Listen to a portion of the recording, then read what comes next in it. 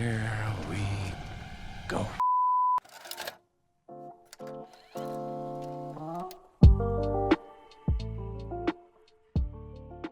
It's incredibly hard to go into a new movie with such monumental expectations like I had for The Brutalist. I mean, the movie literally has the word monumental on the poster. Everyone that has seen it up until this point has been unable to simply just not praise it. But I tried to go into it with an open mind.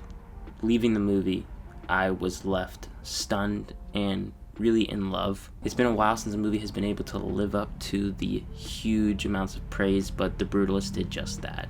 From a filmmaking perspective, you have to start off by mentioning the fact that the movie was made for under $10 million, which I was just questioning how the movie even got made in general for that such small budget. The Brutalist puts a big $200 million budget movie to shame, really. You can tell that they put every penny they had onto the production, the design, the look of the film. It was shot on film. I saw it on 70mm, which was a first-time experience for me, and it was so incredible. The film is directed by Brody, and this is his third feature film ever. If you didn't know that before watching the movie, you would have probably assumed that this was a veteran behind the camera. The direction is so assured and bold. It's handled with such confidence in its framing. And from a storytelling perspective, the idea of tackling a movie that is nearly 4 hours long, going through a large chunk of these characters' lives. It shows the hardships of the American dream.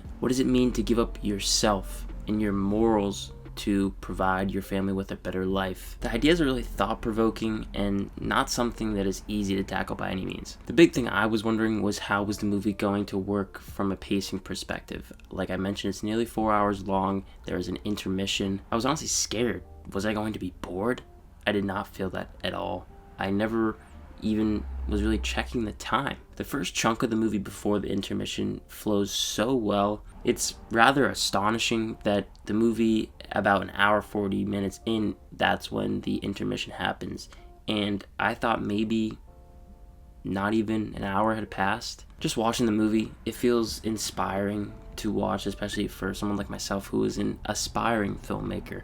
The idea that this got made and that you could go out there and tell a story that is very ambitious. This project as a whole is really ambitious, and the fact that it even, like I said, got made and people are going to experience it, go on the journey with these characters. The funniest thing is that I wish the movie was longer, and I'll talk more about that in a bit, but no joke, I was just very quickly hooked. The movie honestly put me at ease.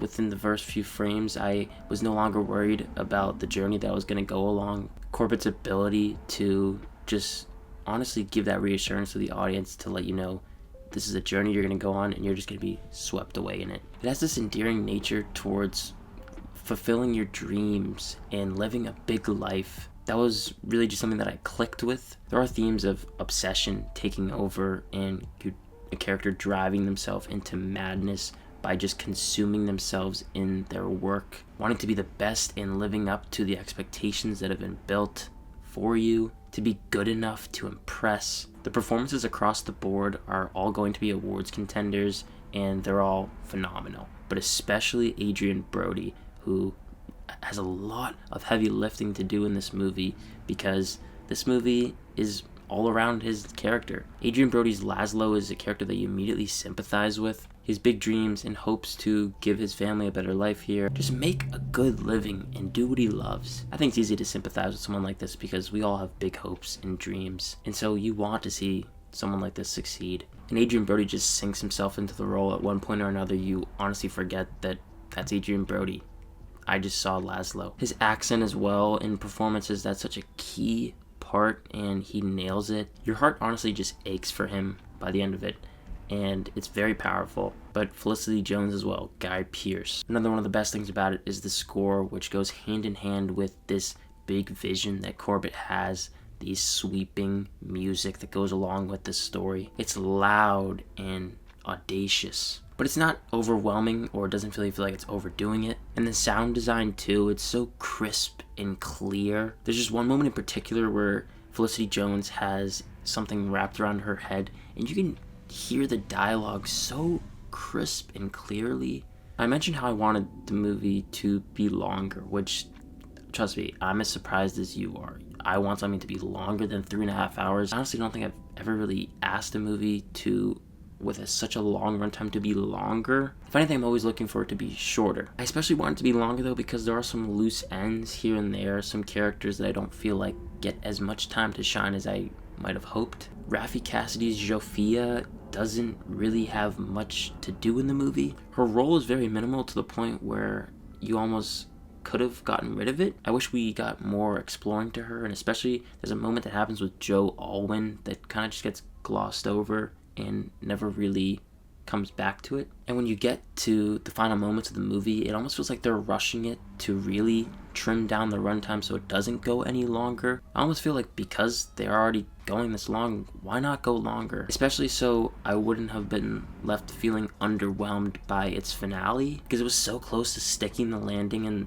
literally potentially being a perfect movie. And I can't really ask for a movie to be perfect, but I think that it was so damn close. Potentially on another viewing, I might not feel that way. But because I just fell in love with this movie so quickly, which was so surprising for me, I have this urge to watch it again as soon as possible, but I don't know how soon that's going to be. With the runtime that flies by and Corbett's assured vision that allows you to just go on this journey with these characters. The movie has surprisingly effective comedic beats sprinkled throughout, which is always a nice surprise when you have a movie with such a daunting task at hand, tackling such a big story. I was honestly curious to see if the story was going to be not as accessible because it has such a long runtime, and sometimes I think that it's easy to assume, especially for myself, that a movie that feels so big is not going to have an accessible story.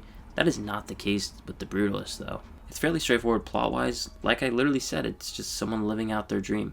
But of course, it asks harder questions, and it plays with characters' morals and the dilemmas that they face. And if you're a general audience member, I think it's easy to be scared at the fact that the movie is really long. But honestly, put it to the side if you can.